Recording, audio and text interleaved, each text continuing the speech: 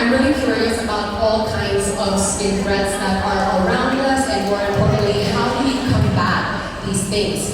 This is why we invited a board-certified dermatologist and one of the country's top-notch skin experts to talk about all of our skin concerns this afternoon.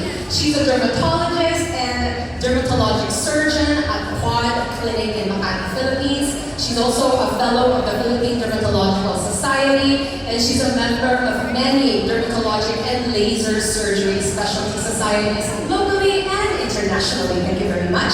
She's also a content creator with advocacies on public safety around cosmetic procedures and physician wellness. Without further ado, please help me welcome Dr. Francesca C. Alvarado.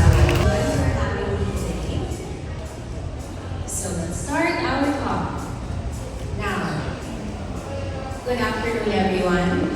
Again, I'm Dr. Francesca C. Alvarado.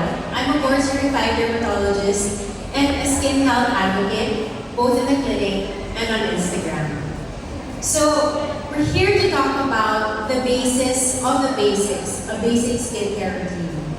And as we know, our skin is our first line of defense from infection, from dehydration, and environmental stressors.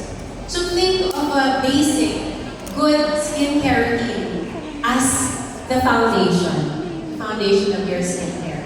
Now, as you know, without a good foundation, without a strong base, whatever layers of products or whatever treatments you do on your skin, it can be counterproductive. It can even be more harmful if you don't have a good foundation. So, whether you're a beginner or a skincare enthusiast, I'm here to talk about why the basics are worth mastering. So, like I said, our skin is our first line of defense from the environment. And different stressors from the environment can have different effects on our skin. So this can trigger irritation, trigger skin flare-ups of conditions, and it can also manifest as premature aging in the form of wrinkles and loose skin. So most importantly, we talk about sun damage, as UV rays are the main damager or the worst environmental stressor to our skin.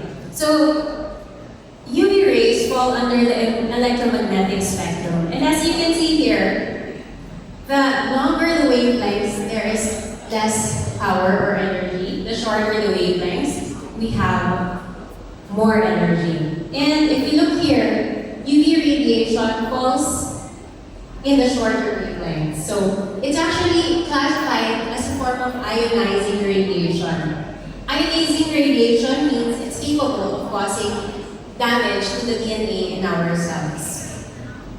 Now, if you compare UVA and UVB, which do you think is more damaging, UVA or UVB? So, like I said, the longer the wavelength, that's less damaging. The shorter the wavelength, it's more damaging. So, UVB actually is more damaging, while UVA is also damaging, so they're both bad. But UVA creates a certain damage, not by direct DNA damage, but because it causes oxidative stress or reactive oxygen species. So we actually need protection from both UVA and UVB. Sun protection is very important because even when you're indoors, UVA passes through glass. And how can we protect our skin from ultraviolet rays? Okay, of course, you know which layer of which step in your skincare routine is the answer. Of course, sunscreen. So the solution is regular use of sun protection through physical methods like wearing a hat, umbrellas, definitely avoiding the sun, and of course sunscreen with at least SPF of 30. Now,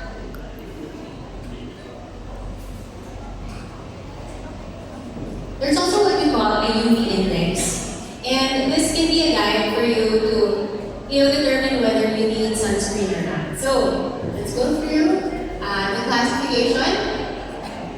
If the UV index is low, you don't really need to apply sunscreen unless you are going outdoors or staying under the sun for a long time, so more than 20 minutes.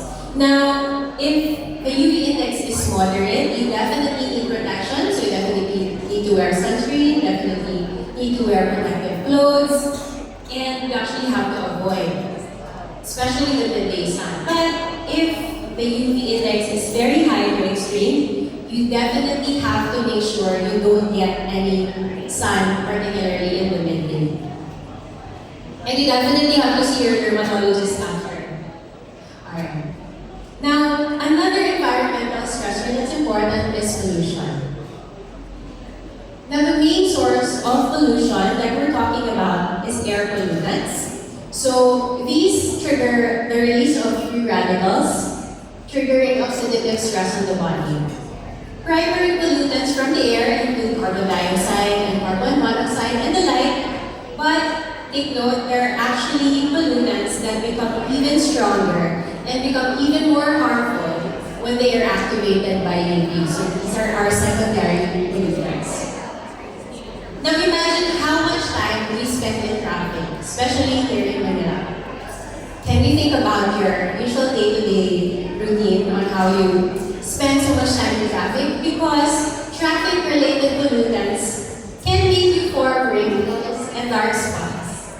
So, the solution here is actually to minimize exposure.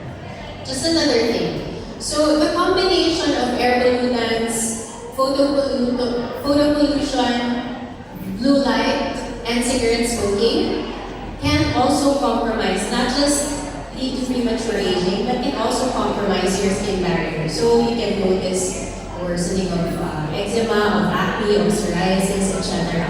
So definitely we need to minimize our exposures. But here in the Philippines, how do you actually minimize exposure to pollution? That's very difficult, right? So another solution in our skincare routine is to incorporate antioxidants like vitamin C or vitamin E. Definitely regular cleansing, so maybe even double cleansing because of all the pollution we're exposed to, and the use of moisturizers to maintain a healthy skin barrier. Another very controversial topic is blue light. So just to clarify, what is blue light and what is visible light? Are they different? Blue light falls under visible light. So it's actually the wavelength that is closer to UV. So that's why blue light is the more concerning type of wavelength. So just to remind you, a lot of gadgets or a lot of products will say blue light protection. So that's the reason. But the main source of blue light is definitely from the sun, not just our gadgets. But we'll talk about these exposures later. However, if you notice, LED is actually everywhere. So it can be found in lighting fixtures, in screens, in smartphones. So I can't really say that we're not entirely exposed to blue light in significant amounts. Now, high-intensity blue light actually penetrates the skin deeper. So it penetrates deeper than UVA and UVB. So this is also capable of causing DNA damage in the deeper layers of our skin, causing pigmentation, and even breakdown of collagen. However, I also want to let you know that there are actually benefits of blue light in dermatology. So in controlled doses, we give them for patients with acne, psoriasis, and atopic dermatitis, and even those undergoing photodynamic therapy. But take note, controlled doses. So long-term exposure to blue light, we're talking about hundreds of hours of exposure to the screen. Come to think of it, with the advent of social media and our digital footprints today, I think that's not very far from happening.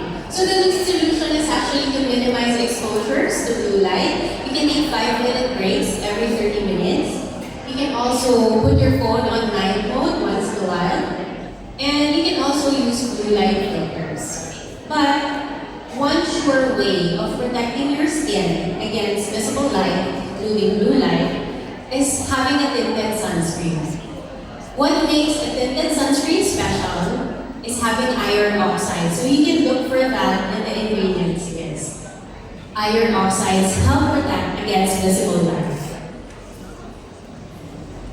So the takeaway, our skin stressors are basically everywhere. We don't really see them, but they're there and they actually add up in events.